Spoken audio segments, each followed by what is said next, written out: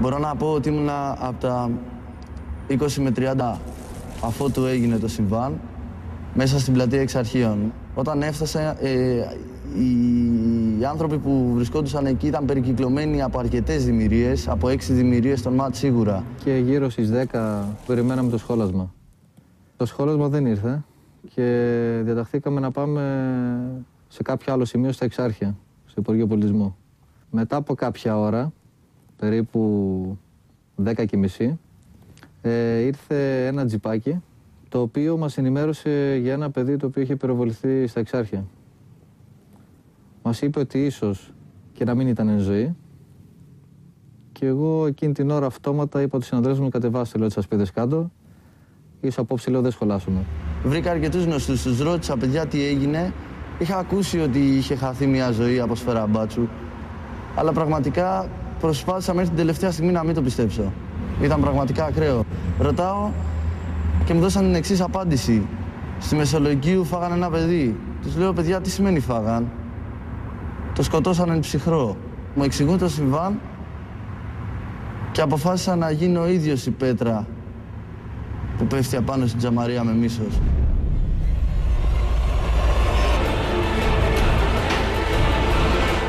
Μπαίνοντας μέσα στα Εξάρχεια, αντιμετωπίσαμε ένα κλίμα πάρα πολύ εχθρικό.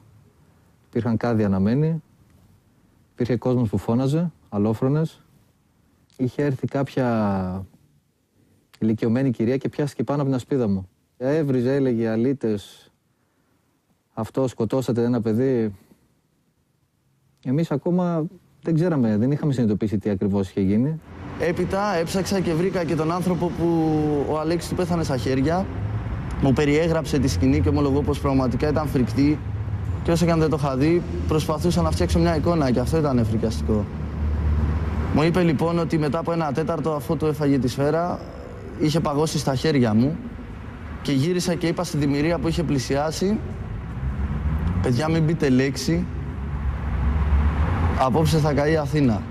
Από εκεί και μετά οι επιθέσεις σε δημιουργίες συνεχίστηκαν.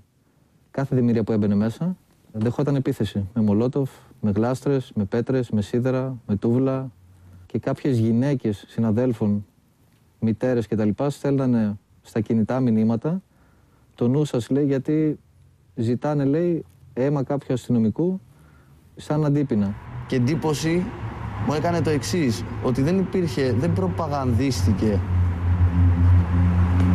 αυτή η στιγμή, δεν υπήρχε αυσοκόλληση, δεν υπήρχε τίποτα. Έγινε μέσα σε λίγα λεπτά, μια ώρα σας λέω το πολύ. Μέσα σε μια ώρα μαζεύτηκε χιλιάδες κόσμος και άρχισε να συγκρούεται με την αστυνομία. Κάποια στιγμή διατασσόμαστε να βγούμε στην Πατησίων. Εκεί είδαμε κάτι το οποίο εγώ προσωπικά δεν το έχω ξαναδεί.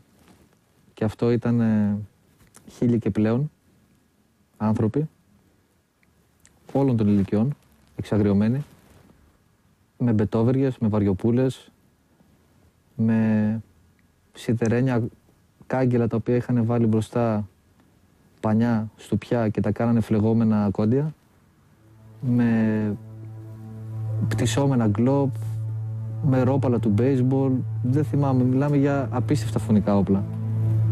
Και βγήκαμε 20 ψυχές εκείνο να τους αντιμετωπίσουμε. Εγώ αυτό που υπενθύμιζα στους συναδέλφους μου ήταν ότι μη μασάτε και θα γυρίσουμε όλοι σπίτια μας.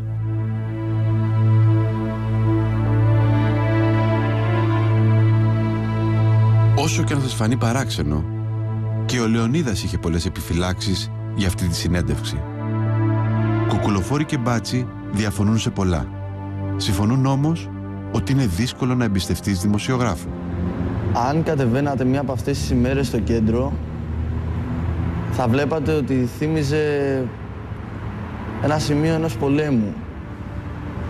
Δεν θέλω να μιλάω για πόλεμο με όπλα. Θέλω να μιλάω για ένα κοινωνικό πόλεμο. Ο κοινωνικός πόλεμος διαφέρει από τον πόλεμο του συμφέροντος. Έχει να διεκδικήσει πράγματα, όχι να γεμίσει την τσέπη του. Κατεβαίνοντας λοιπόν, έβλεπες παντού οδοφράγματα και όλη την ώρα ανθρώπους σε παγρύπνηση. Οι συγκρούσεις δεν σταμάτησαν στιγμή. Από κάποια φάση και έπειτα είδα τον ουρανό να σπρίζει. από μάρμαρα. Ένα θέμα το οποίο δεν το είχα δει ποτέ στη ζωή μου. Εννοείς ότι πετάγανε μάρμαρα από το Πολυτεχνείο? Ναι, ερχόμασταν σε πολύ κοντινή επαφή. Σπάσαν αρκετές ασπίδες. Και είδαμε μια δεύτερη γραμμή να βγαίνει, συντεταγμένη μέσα από αυτά τα άτομα. Εκείνη την ώρα δέχτηκα κάποιο μάρμαρο, μου έσπασε μάσκα, καλύπτρα, αυτό εδώ πέρα όλο, κατέβηκε. Με τρύπησε εσωτερικά, σε 2 σημεία είχα ένα διπλό κάταγμα. Και την επόμενη μέρα με ενημέρωσαν οι γιατροί στο νοσοκομείο ότι για 3 χιλιοστά ζω, γιατί δεν βρήκε εγκέφαλο, να κάνει κάποιο αιμάτωμα ή να αφήσει κάποια αναπηρία.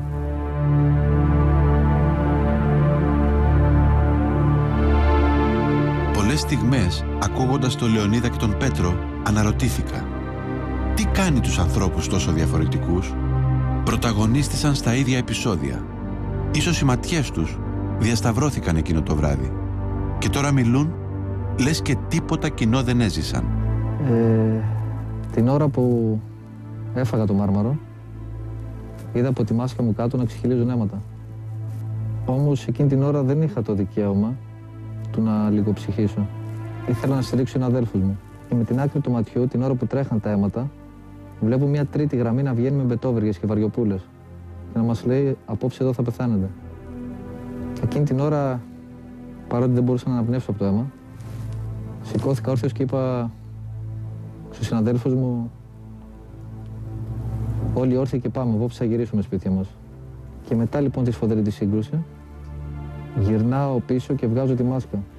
Τότε μου λέει ο Δημηρίτης μου, Λεωνίδα μπορείς? Και του λέω, μέχρι εδώ ήταν. Και χύθηκαν τα αίματα μέχρι κάτω. Μου λέει, γιατί δεν μου είπες ότι ήσουν τραυματίας?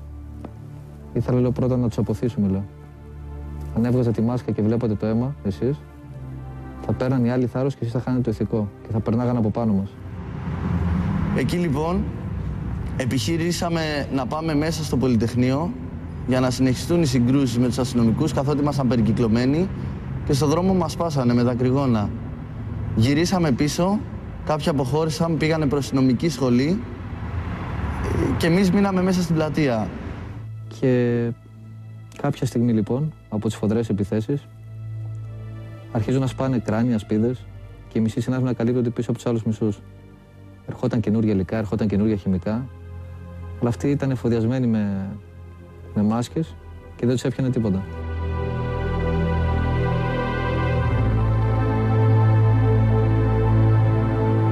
That was the city's Christmas tree.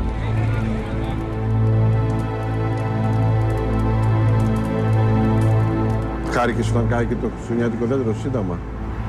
Μπορώ να πω πως χάρηκα, πραγματικά χάρηκα.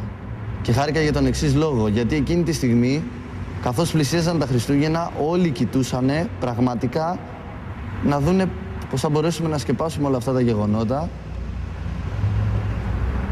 και πώς θα οδηγηθούμε πίσω στο χριστουγεννιάτικο κλίμα του εμπορίου και του εφησυχασμού.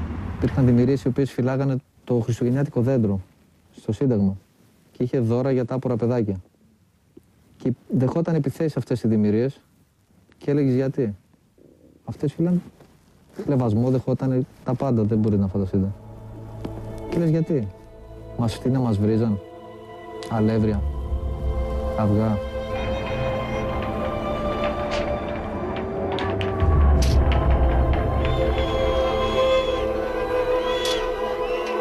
Σε αντίθεση με τον Πέτρο, εγώ ποτέ δεν κατάλαβα γιατί το χριστουγεννιάτικο δέντρο έπρεπε να καταστραφεί. Ίσως επειδή έχω δυνατή στη μνήμη μου την εικόνα των μεταναστών που φορούν τα καλά τους και φωτογραφίζονται πλάι στο δέντρο. Ενθύμιο από μια ζωή που δεν έχει μόνο βάσανα, αλλά και μικρές χαρές. Τέλος πάντων.